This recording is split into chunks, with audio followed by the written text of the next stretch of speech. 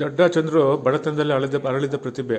ಅವರ ದಡ್ಡ ಚಿತ್ರವು ಫೆಬ್ರವರಿ 28ರಂದು ಸಾಹಿತ್ಯ ಭವನದಲ್ಲಿ ಬಿಡುಗಡೆ ಆಗಲಿದೆ. ಅವರು ಕಲೆ, ಸಾಹಿತ್ಯ, ಸಂಸ್ಕೃತಿ ಸೇರಿದಂತೆ ಎಲ್ಲ ಕ್ಷೇತ್ರದಲ್ಲೂ ಆಸಕ್ತಿ ಉಳ್ಳವರಾಗಿದ್ದಾರೆ ಎಂದು ನಿವೃತ್ತ ಮುಖ್ಯ ಶಿಕ್ಷಕ ಚಂದ್ರಶೇಖರ್ ತಿಳಿಸಿದರು. ಬನ್ನಿ ಚಂದ್ರು ಬಗ್ಗೆ ಚಂದ್ರಶೇಖರ್ ಏನು ಹೇಳಿದ್ದಾರೆ ಕೇಳೋಣ. ಅವರು ಕಲೆ, ಸಾಹಿತ್ಯ, ಸಂಗೀತ, ಸಂಸ್ಕೃತಿ ಇವುಗಳ ಬಗ್ಗೆ ಬಹಳ ಆಸಕ್ತಿಯುಳ್ಳವರು ಮತ್ತು ಸಂಘಟನಾ ವಿಷಯದಲ್ಲಿ ಮುಂದಾಳುಗಳಾಗಿ ಅವರು ಹೋರಾಟ ಮಾಡ್ತಕ್ಕಂಥವರು ಅವರಾಗಿದ್ದಾರೆ. ಅವರು ಅಷ್ಟೇನು ಶ್ರೀಮಂತಿಕೆ ಇಲ್ಲದೆ ಹೋದರೂ ಕೂಡ ಬಡತನದಲ್ಲಿ ಜೀವನ ನಡೆಸಿದ್ರೂ ಕೂಡ ಬಹಳ ಒಂದು ರೀತಿ ಬದ್ಧತೆಯಿಂದ ಬದುಕನ್ನು ರೂಪಿಸ್ಕೊಂಡಂಥವರು ಅವರು. ಅವರಲ್ಲಿ ಒಂದು ಆಸೆ ಇದೆ, ಏನಾದರೂ ಕೂಡ ಒಳ್ಳೇದು ಮಾಡಬೇಕು ಸಮಾಜಕ್ಕೆ ಅಂಥೇಳಿ.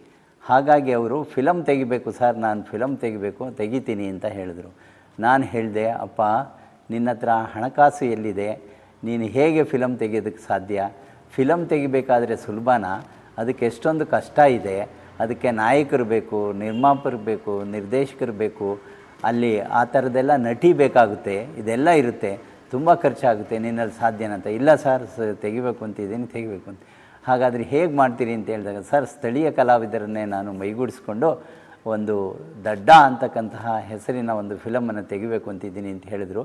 ಎಲ್ಲರೂ ಕೂಡ ಅವ್ರ ಬಗ್ಗೆ ಅಪಹಾಸ್ಯ ಮಾಡಿದ್ರು.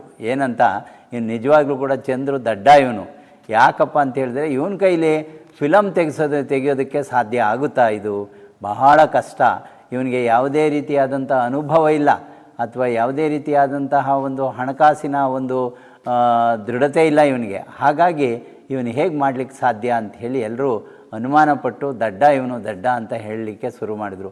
ಆದರೂ ಕೂಡ ಅವನು ದಡ್ಡನೋ ಬುದ್ಧಿವಂತನೋ ನೋಡೋಣ ಅಂತ ಹೇಳಿ ಒಂದು ಚಿತ್ರವನ್ನು ತಂದಿದ್ದಾರೆ. ನಿಜವಾಗ್ಲೂ ಭಾಳ ಸಂತೋಷ ಪಡುವಂಥದ್ದು. ಅವರೇ ನಿರ್ದೇಶಕರಾಗಿ, ಅವರೇ ನಿರ್ಮಾಪಕರಾಗಿ, ಅವರೇ ನಾಯಕರಾಗಿ ಮತ್ತು ಸ್ಥಳೀಯ ಕೆಲವು ಕಲಾವಿದರನ್ನು ಮೈಗೂಡಿಸ್ಕೊಂಡು ರೂಪಿಸಿರುವಂತಹ ಚಿತ್ರ ಇದಾಗಿದೆ. ಮತ್ತು ನಾನು ಕಂಡಂತೆ ಈ ಚಿತ್ರದಲ್ಲಿ ಅನೇಕ ನೀತಿ ಇರುವಂಥದ್ದು, ಮಾರಲ್ ಇರುವಂತಹ ವಿಚಾರಗಳನ್ನು ಇದರಲ್ಲಿ ಅಳವಡಿಸಿದ್ದಾರೆ. ನಿಜವಾಗ್ಲೂ ಹೆಮ್ಮೆ ಪಡುವಂಥ ವಿಚಾರ. ರೈತನ ವಿಚಾರ ಆಗ್ಬೋದು, ಟೈಲರ್ ವಿಚಾರ ಆಗ್ಬೋದು, ಅಥವಾ ಒಬ್ಬ ಪ್ರೀತಿ ಪ್ರೇಮಕ್ಕೆ ಸಂಬಂಧಪಟ್ಟದ ವಿಚಾರ ಆಗ್ಬೋದು, ಇವುಗಳೆಲ್ಲವನ್ನು ಕೂಡ ಇದರಲ್ಲಿ ತಂದು ಮನುಷ್ಯನಾದಂಥವನು ರುಜುಪಥದಲ್ಲಿ ಹೇಗೆ ನಡಿಬೇಕು ಅನ್ನೋದಕ್ಕೆ ಒಂದು ರೀತಿ ಮಾರ್ಗದರ್ಶನವನ್ನು ನೀಡುವಂತಹ ಒಂದು ನೀತಿಯುತವಾದಂತಹ ಒಂದು ಕಥೆಯನ್ನು ಇದರಲ್ಲಿ ರೂಪಿಸಿದ್ದಾರೆ. ನಿಜವಾಗ್ಲೂ ಕೂಡ ಹೆಮ್ಮೆ ಪಡಬೇಕು. ಅವರಿಗೆ ಶುಭವಾಗಲಿ.